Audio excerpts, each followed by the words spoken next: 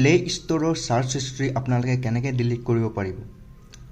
আপোনালোকক মই এইটো ভিডিঅ'ত দেখুৱাম তো বলক ভিডিঅ'টো ষ্টাৰ্ট কৰোঁ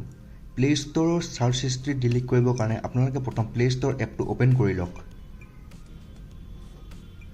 প্লে ষ্ট'ৰ এপটো অ'পেন কৰি লোৱাৰ পাছত আপোনালোকে ওপৰফালে চাওক ৰাইট ছাইডত প্ৰফাইল আইকনটো আছে তাতে ক্লিক কৰক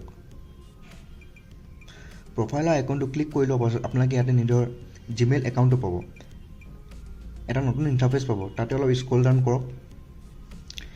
স্ক্ৰল ডাউন কৰি লোৱাৰ পাছত আপোনালোকে এটা নতুন ইণ্টাৰফেচ পাব তাতে ছেটিং বোলা অপশ্যনটো আছে তাতে ক্লিক কৰক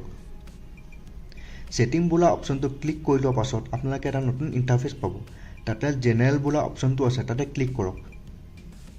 জেনেৰেল অপশ্যনটো ক্লিক কৰি লোৱাৰ পাছত আপোনালোকে এটা নতুন ইণ্টাৰফেচ পাব তাতে আপোনালোকে এটা অপশ্যন আছে account and device preference account and device preference বোলা অপশ্যনটো চিলেক্ট কৰক যেতিয়া আপোনালোকে চিলেক্ট কৰি দিব আপোনালোকে এটা নতুন ইণ্টাৰফেচ পাব সেই ইণ্টাৰফেচত আপোনালোকে অলপ স্ক্ৰল ডাউন কৰক স্ক্ৰল ডাউন কৰি লোৱাৰ পাছত আপোনালোকে এটা নতুন ইণ্টাৰফেচ পাব তাতে এটা অপশ্যন আছে clear device search history clear device search history অপশ্যনটো আপোনালোকে চিলেক্ট কৰক আপোনালোকে যেতিয়া চিলেক্ট কৰিব আপোনালোকে এটা নতুন ইণ্টাৰফেচ পাব তাতে এটা অপশ্যন পাব কেনচেল ক্লিয়াৰ হিষ্ট্ৰী আপোনালোকে যদি নিজৰ প্লে ষ্ট'ৰৰ